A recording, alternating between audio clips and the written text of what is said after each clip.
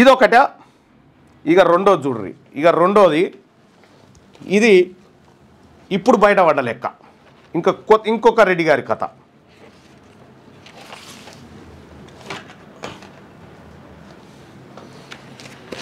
ఇగో 8 తారీఖు 9వ నెల 2025లో తీన్మార్ మల్లన్న నేనే the chief public information officer RTI national company law ట్రిబ్యునల్కి లెటర్ రాసిన. ఏమని? అయ్యా, ఈ లియో మెరేడియన్ అనేటువంటి హోటల్ ఉంది ఏడా షామీర్పేట దగ్గర. షామీర్పేట దగ్గర రిసార్ట్స్ ఉంటుంది. దాదాపు చాలా మందికి తెలుసు అనుకుంటా. తెలుసు, చాలా మందికి తెలుస్తుంది లియోని అని. మెరేడియన్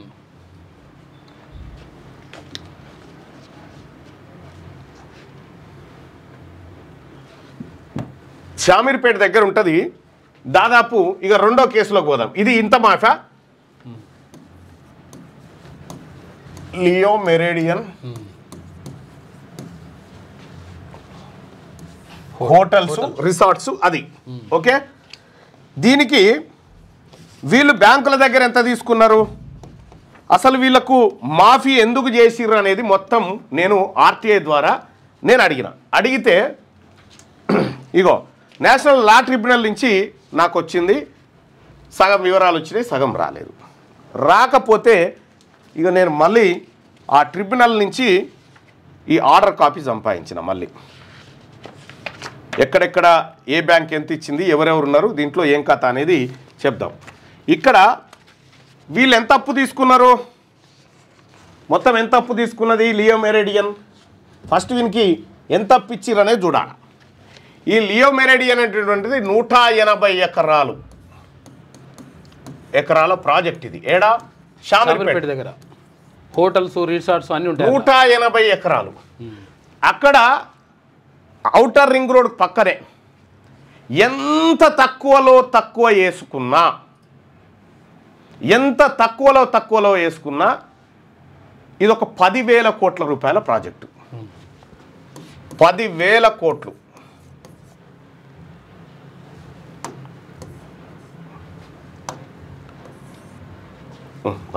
చక్కగా రాస్తే అయిపోయాయి. 10,000 కోట్ల రూపాయల విలువైన ప్రాజెక్టు.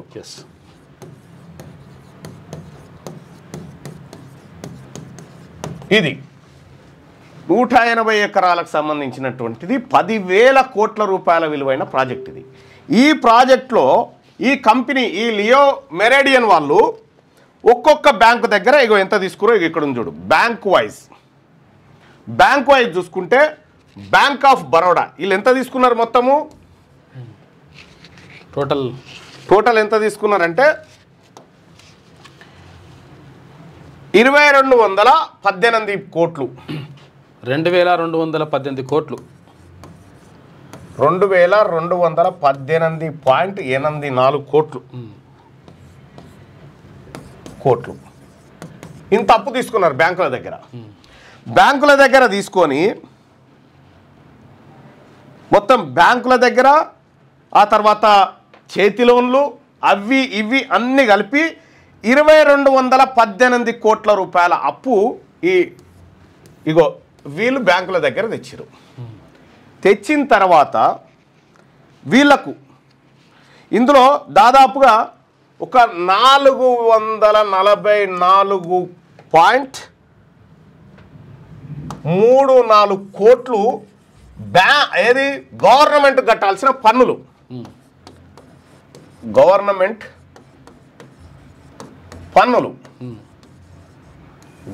కట్టాల్సినటువంటి పన్నులు ఇవి కూడా కట్టలే. ఇంత బాకీ ఉన్నాడు ఈయన బ్యాంకులకు, గవర్నమెంట్కు, ఎంప్లాయీస్కి అందరు కలిగింత. ఈయన మీద మళ్ళీ కోర్టుకు పోయింది ఆంధ్ర బ్యాంక్. అప్పుడేమో ఆంధ్ర బ్యాంకు, ఇప్పుడేమో యూనియన్ బ్యాంకు. అవును, మారింది కదా. ఈ కోర్టుకు పోతే 2,218 కోట్లు అప్పులు 2,218.84 కోట్లు ఉంది కదా. ఈయన కోర్టుకు పోతే కోర్టు ఏం చెప్పింది ఎరికేనా, అయ్యో ఎంత పేదవాడా, బ్యాంకులు కోర్టుకు పోయి ఈయనకు అప్పులు ఇచ్చినటువంటి 9 బ్యాంకులు ఏకగ్రీవంగా తీర్మానం చేసినాయి. మాకు గట్టకున్న పెద్ద ప్రాబ్లం ఏం లేదు, ఆయన మంచిగా ఉండాలి, ఆయన మంచిగా ఉండాలి, మేము రూపాయి అప్పించినాం కదా, నువ్వు వాళ్ళకి 13 పైసలు మాకు వాపస్ ఇస్తే చాలని, ఎంతో కొంత ఇస్తే అయిపోయాయి 13 పైసలు. అంటే ఎంత విచిత్రమైనటువంటి కథ అంటే ఇది. ఇందులో ఈ 2218.84 కోట్లలో మాఫీ ఎంత చేసిన ఎరికేనా? మాఫీ ఎప్పుడు ఇది నిన్నయాలనే, ఈ కాంగ్రెస్ పార్టీ రెడ్డి ప్రభుత్వం వచ్చిన తర్వాత జరిగినటువంటి కార్యక్రమం. ఎన్నో ఏళ్ల కింద కాదు ఇది. 1981.84 కోట్లు మాఫీ. 2218 కోట్ల రూపాయల లోన్లోంచి 1981.84 కోట్ల రూపాయలను ఎన్సిఎల్టీ ఆర్డర్ తోటి మాఫీ చేయించుకురు. ఫైరవి మొత్తం ఫైరవి తోటి లంచాలు ఇచ్చుకుంటూ ఆలనీలను మేనేజ్ చేసుకుంటూ 1981 కోట్ల రూపాయలు మాఫీ చేసి దాదాపు 2000 కోట్లు. ఇక అందులో కూడా ఇందులో 444 కోట్లు ప్రభుత్వానికి కట్టాల్సిన పనులు.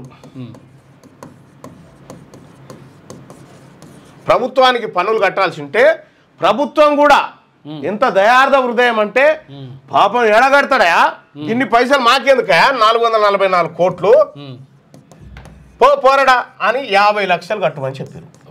ఎక్కువైపోయాయి 50 లక్షలు 50 లక్షలు కట్టమని చెప్పారు. ఈ 443.5 కోట్ల రూపాయలను ఈయనకు మాఫీ చేసింది ప్రభుత్వం.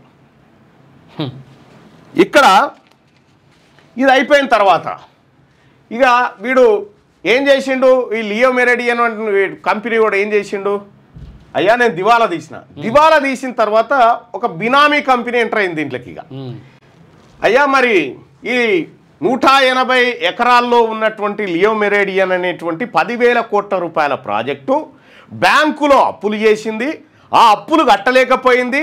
అప్పులు ఇచ్చిన వాళ్ళు మా కోర్టుకు వచ్చిర్రు, మా ట్రైబ్యునల్కి వచ్చిర్రు. మా ట్రైబ్యునల్కి వస్తే మా ట్రైబ్యునల్లో మేము విచారించి పాపం ఎందుకు కట్టలేకపోయిండో తెలుసుకున్నాం, అతని దగ్గర డబ్బులు లేవని చెప్పి మేము ఆఖరికి ఈ ప్రాజెక్టు మొత్తాన్ని ఎంత కమ్మాలనుకుంది, ఎంత అంటే 237 కోట్లు. చూసుకో ఇక 237 కోట్లకు ఈ లియో మెరిడియన్ అనేటువంటి ప్రాజెక్టు మొత్తం అమ్మకానికి పెట్టినట్టుగా బిడ్డింగ్ కోసం పోయినట్టుగా చెప్పారు. ఇలా బిడ్డింగులు లేవు, గిడ్డింగులు లేవు. దీని వెనకాల ఇంకొక రెడ్డి ఉన్నాడు. వీళ్ళందరూ ఆడినటువంటి డ్రామా దీంట్లో నేను ఇంకా ఇన్డెప్త్కి పోతా ఉన్నా. ముఖ్యమంత్రి రేవంత్ రెడ్డి గారు ఉన్నట్టుగా నాకు డౌట్ వస్తూ ఉంది. అయితే ఇక్కడ 237 కోట్ల రూపాయలకు ఈ లియో మెరిడియన్ అనేటువంటిది ఎవరికి కొత్తగా ఎవరు చేజిక్కించుకురు 237 కోట్లకు? ఎవరు కొనేటోడు ముందుకు రాకపోతే Jalavihar company, Jalavihar entertainment private limited, Jalavihar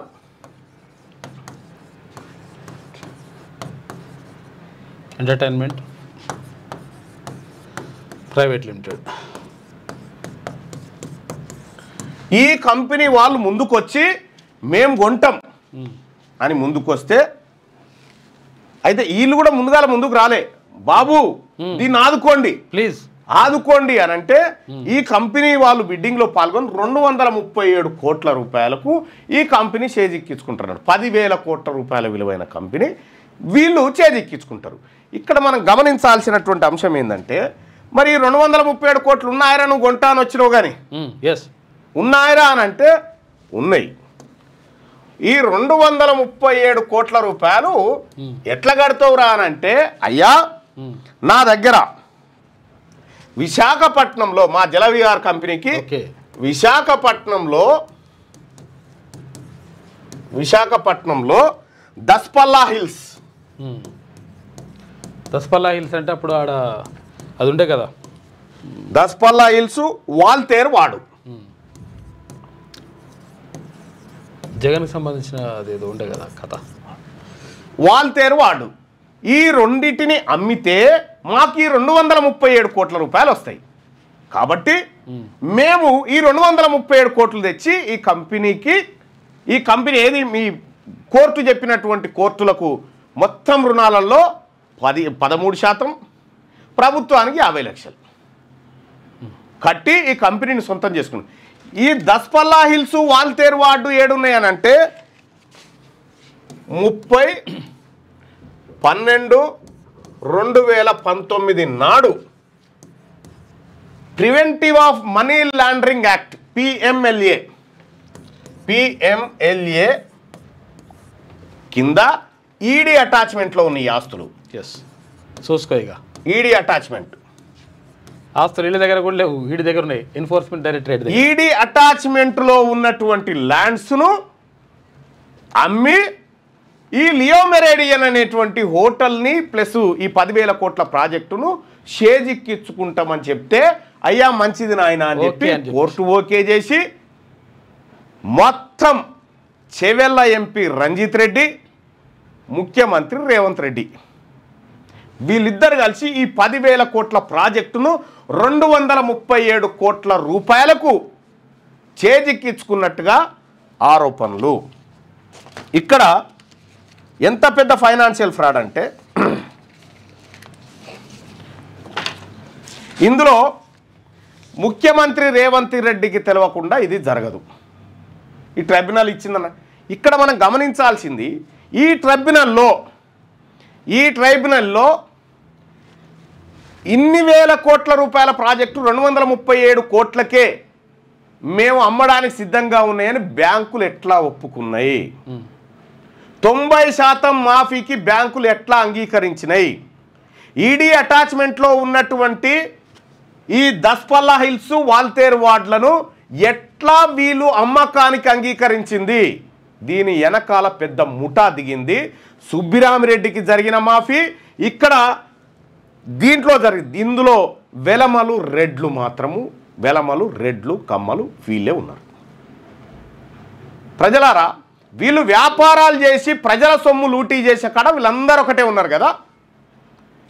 వ్యాపారాలు చేసి ప్రజల సొమ్ము లూటీ చేసే కాడ వీళ్ళందరూ ఒకటే. మనకేం చెప్తా ఉన్నారు మళ్ళీ మీద? ఈయన ఆయనని తిడితే మనం ఈయన యువసేన అని, ఆయనని తిడితే మనం ఆయన యువసేన అని మనం వాట్సాప్లలో పోస్టింగులు పెట్టుకుంటే మనం కూర్చుంటాం, అంకెలు చెప్పుకుంటాం. ఒక్కటే దెబ్బకు 237 కోట్ల రూపాయల తోటి 10,000 కోట్ల రూపాయల ప్రాజెక్టు చేజిక్కించుకోవడమేనా ఉందా? ఇది ప్రజలకు తెలవాలి. నా కాడ ఎవ్రీ డాక్యుమెంట్ ఉంది.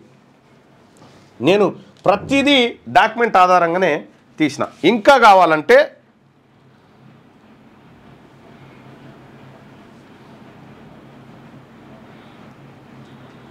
ఇందులో అసలు ఎవరు మేనేజ్ చేస్తూ ఉన్నారు, ఎట్లా మేనేజ్ అవుతూ ఉంది, ఎట్లా ఈ ప్రజల సొమ్ము మేబీ బ్యాంకులలో ఉన్న ప్రజాధనము ప్లస్ ప్రభుత్వానికి రావాల్సినటువంటి పన్నులు ఈ 444 కోట్ల రూపాయలు ప్రభుత్వానికి పన్నులు ఉన్నాయి కదా.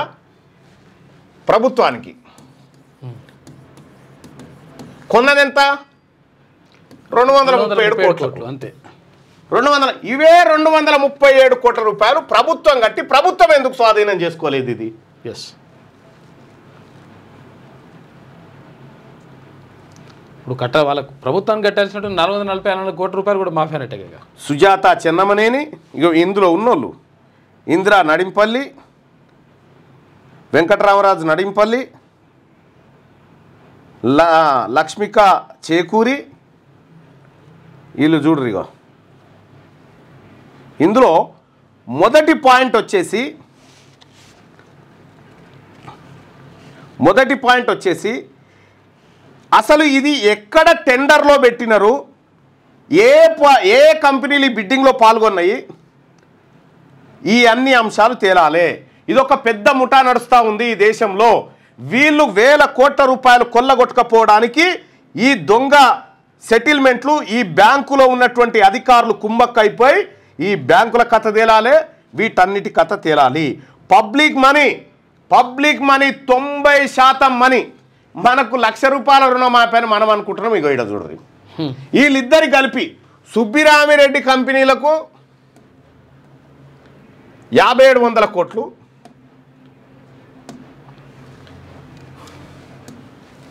గాయత్రి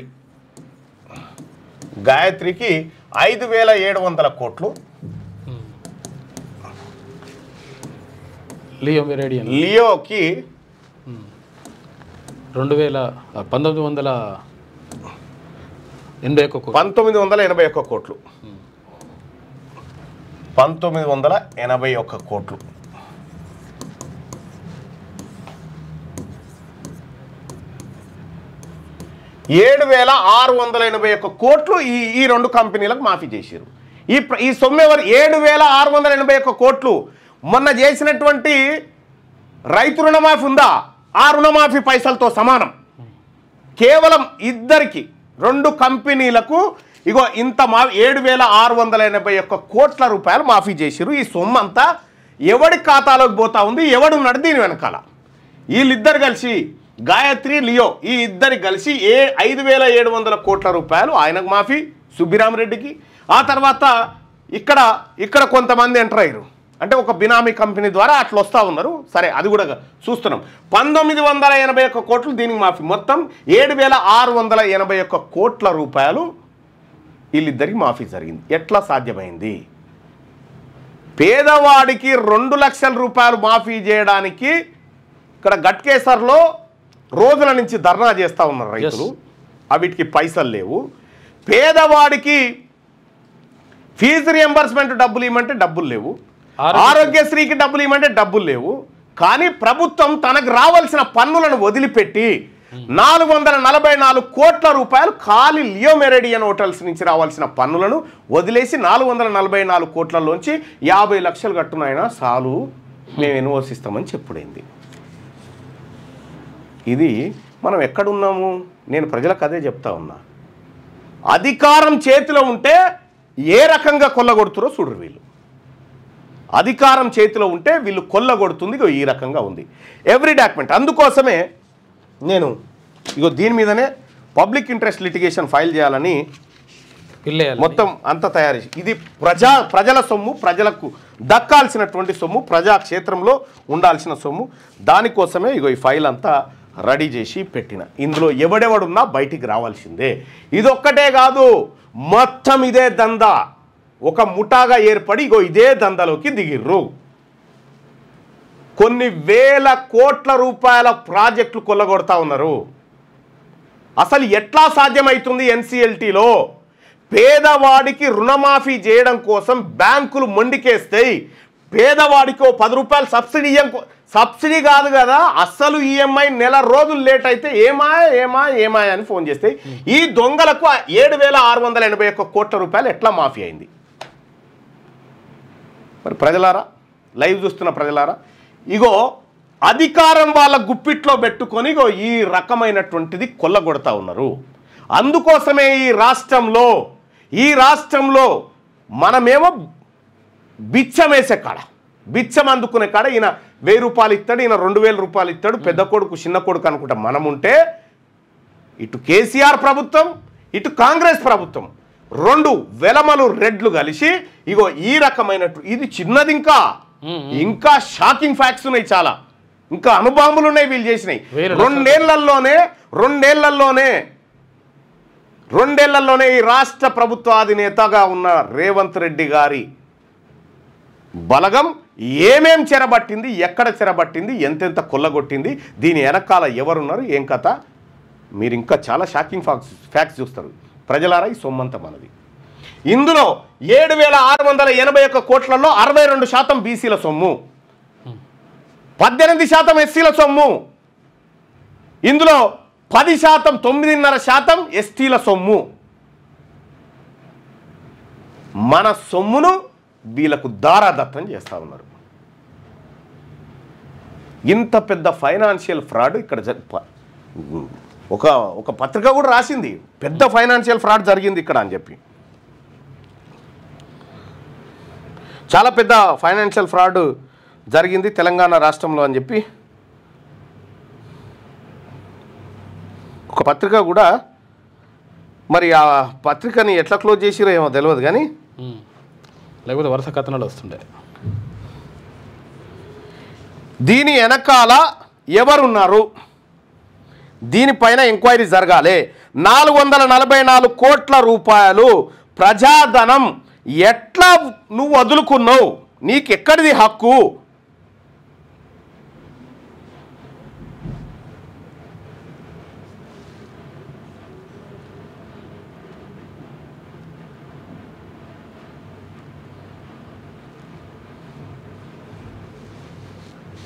ఇగో huge financial scam involving former MP Ranjith Reddy.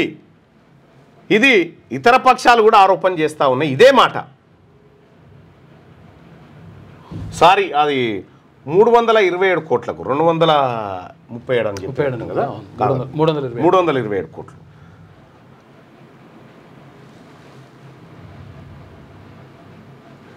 మీ కంపెనీలు వీళ్ళ కంపెనీల గిడ్రస్లు అన్నీ ఒక్క దగ్గరనే ఉంటాయి, మీరు చూసుకోరు.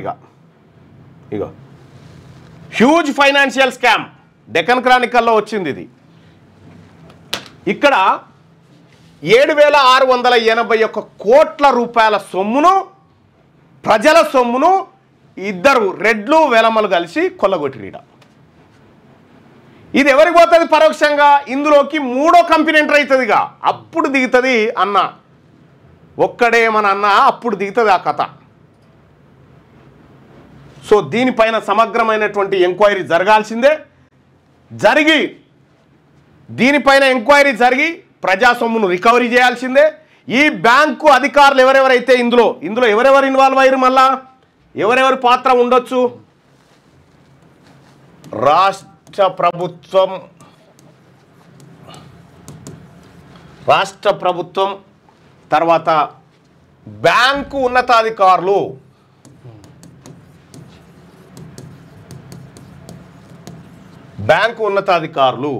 తర్వాత ఎన్సిఎల్టి, వీళ్ళు ఇంతమంది కలిసి మొత్తం వీళ్ళంతా వీళ్ళే ఉంటారు. మీరు చెక్ చేసుకోరు, మళ్ళా వీళ్ళే ఈ అప్పర్ క్యాస్ట్ వాళ్ళే ఉండి ఇవ్వని కాడు నీకింత నాకింత అని పంచుకొని తిన్నారన్నట్టు. ఈ రకంగా కొల్లగొట్టిర్రు. దీన్ని తేల్చాల్సిందే. మాకు కూడా రుణాలు మాఫీ చేయాలి, మేము కట్టలేము, సారీ మేము బాగా ఉన్నవాళ్ళం కదా, మాకు చేయరు. రెడ్డి వాళ్ళు చాలా పేదవాళ్ళు ఉన్నారు, అందుకోసమే బీసీల కోసం, బీసీల రాజ్యాధికారం కోసం వీళ్ళు ఎందుకు వదిలిపెట్టారనుకుంటున్నావు అధికారాల్ని? అధికారం ఏడుంటే ఆడికి ఎందుకు ఉరుకుతారనుకుంటున్నావు? ఇక ఈ దందాలు చేయడం కోసం అన్నట్టు, ఈ దందాల కోసం ఉరుకుతూ ఉంటారు. అందుకోసమే ప్రజలారా తెలంగాణ రాజ్యాధికార పార్టీ, అందుకోసమే తెలంగాణ రాజ్యాధికార పార్టీ పుట్టింది. ఈ దొంగల ముఠాలు చేస్తున్నటువంటి అరాచకాలను ఖతం చేసి ప్రజలందరికీ ఈ సొమ్ము పంచబడాలనేది ఈ తెలంగాణ రాజ్యాధికార పార్టీ. అందుకోసమే ఇగో ప్రజలారా, ఈ తెలంగాణ రాజ్యాధికార పార్టీ ఏదైతే ఉందో దీంట్లో ఇప్పటికీ కొన్ని తండోపతండాలుగా ఆన్లైన్లో ఈ పార్టీలో చేరుతా ఉన్నారు. చేరే వాళ్ళందరికీ కూడా శుభాకాంక్షలు తెలియజేస్తూ, ఇగో ఇక్కడ ఉంటుంది చూడ్రి, హైదరాబాద్లో బిలియనర్స్ సీక్రెట్ ఇది, రెడ్డి ఇంజనీరింగ్ కాలేజెస్, తర్వాత హాస్పిటల్స్, కార్పొరేట్ మాఫియా, ఇవన్నీ కూడా దీంట్లోకి తీసుకురావడం జరిగింది. కొంతమంది దీన్ని తెలుగులో పెట్టమంటారు, తెలుగులో కూడా మేము చేస్తాం. అది కూడా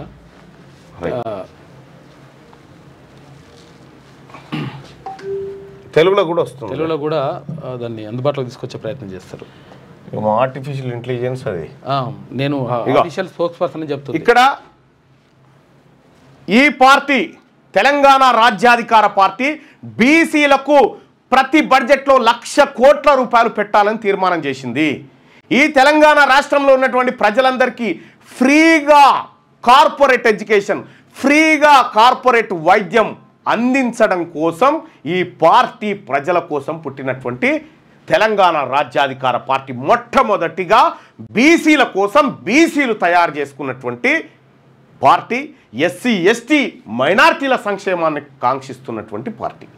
సో కాబట్టి ప్రజలారా, ఇక్కడ ఈ పార్టీలో చేరాలనుకునేటువంటి వాళ్ళకు మీకు లింక్ ఎట్లా అంటే ఇగో జస్ట్ ఆ నెంబర్కి 98466524 ఈ నెంబర్కు మీరు వాట్సాప్లో మిస్డ్ కాల్ ఇవ్వండి. వాట్సాప్ నుంచి మిస్డ్ కాల్ ఈ నెంబర్కు వాట్సాప్లో మిస్డ్ కాల్ ఇచ్చి మన తెలంగాణ రాజ్యాధికార పార్టీలో చేరండి. మీకు లింక్ వస్తుంది, ఆ వాట్సాప్లో మిస్డ్ కాల్ ఇవ్వగానే మీకు లింక్ వస్తుంది. ఆ లింకులో మీరు జాయిన్ కండి. దయచేసి చెప్తా ఉన్న ప్రజలారా, మనకు కనిపించే బయటకు కనిపించి వీళ్ళు ప్రభుత్వాలను ఏర్పాటు చేసేది కొల్లగొట్టడానికే, దోపిడీ చేయడానికే చేస్తూ ఉన్నారు. బీసీల బతుకులు మారాలన్నా, బీసీల తలరాతలు మారాలన్నా బీసీలు ఈ రాష్ట్రంలో అధికారంలోకి రావాల్సిందే. 2028లో ఖచ్చితంగా బీసీ ముఖ్యమంత్రి కావాల్సిందే. దొరికిరు కదా ఎవడన్నా 5,000 రూపాయలు దొంగతనం చేస్తే వాళ్ళు తీసుకుపోయి చెంచలు కూడా జైల్లో కూర్చుండ పెడతారు. ఇప్పుడు దొంగలు దొరల లెక్క మాఫీ చేసుకొని మళ్ళా వాళ్ళకే కట్టలేకపోయినటువంటి కంపెనీ ఏదైతే ఉందో వాళ్ళకి మాఫీ చేసినాక, అయ్యో మరి కంపెనీ ఎవరికి ఇస్తారా, మళ్ళీ ఆయనకే ఇరని మళ్ళీ ఆయన పోయి మళ్ళా బ్యాంకుల దగ్గర మళ్ళా లోన్లు తెచ్చుకొని మళ్ళీ మోసం చేయడం. ఇగో ఇది వీళ్ళ దందా, ఇది వీళ్ళ దందా. ఎక్కడిది వీళ్ళకి సొమ్మంతా? ఇదంతా ఎక్కడి నుంచి వస్తూ ఉంది వీళ్ళందరికీ? ఇక్కడి నుంచే. ఇది ప్రజల సొమ్ము, దీన్ని వదిలిపెట్టే ప్రసక్తే లేదు దీంట్లో. ఇదే కాదు ఇంకా చాలా జరిగినాయి. నేను షాక్ అవుతా ఉన్నా ఒకటొకటి తీస్తూ ఉంటే. ప్రజలారా, మనం ఆత్మగౌరవంతో బతకాలి, మన వాటా మనకు ఉండాలి, మన ఆర్థిక వనరులు మనకు ఉండాలి. ఈ దొంగల దగ్గర ఎవడెవడైతే ప్రజల సొమ్ము తినడో పండబెట్టి కసరగక్కి తొక్కించినట్టు వాళ్ళ డబ్బంతా కక్కించాల్సిందే, ప్రజలకు పంచాల్సిందే. ఇది తెలంగాణ రాజ్యాధికార పార్టీ బలంగా నమ్ముతున్నమాట. ఎట్టి పరిస్థితిలో వదిలిపెట్టే ప్రసక్తి లేదు. ఇంత పెద్ద ఫైనాన్షియల్ ఫ్రాడ్ ఇక్కడ జరిగింది. కాబట్టి ప్రజలారా, ఎందుకంటే ఆ 100 మంది మేము కూడా బ్యాంక్ అప్పు తీర్చాము, మీరు నిజంగా చెప్తున్నా కదా, నేను చెప్పిన కదా గతంలోనే 30 కోట్ల రూపాయలు అప్పు తీసుకొని బ్యాంకుకి ఎగబెడితే ఈఎంఐ కట్టాలంటే 20 ఏళ్ళు, బ్యాంక్ ఎగబెడితే 3 ఏళ్ళు జైలు శిక్ష. ఈ 3 ఏళ్ళు కూడా లేదు ఇప్పుడుగా. ఇటువంటి ట్రిబ్యునల్ ఆశ్రయిస్తే కథమే, మాఫీ. సో దయచేసి ప్రెస్ మీట్ పెడతా, చెప్తా, ప్రెస్ మీట్ పెడతా, మొత్తం చెప్తా. మా నాయకత్వం ఖచ్చితంగా దీని మీద మాట్లాడుతుంది. So thank you so much మిత్రులారా. ఈ అంశాన్ని ఎక్కువ మందికి షేర్ చేయండి.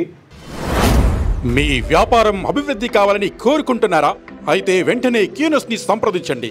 Schools, colleges, banks, shops, office promotions, land promotions, political promotions, restaurant promotions, hospital promotions, పుట్టినరోజు వేడుకలు, శుభకార్యాలు, వ్యాపారాలు ఏవైనా, సందర్భం ఏదైనా ఇప్పుడే క్యూనస్ ద్వారా తెలియజేయండి.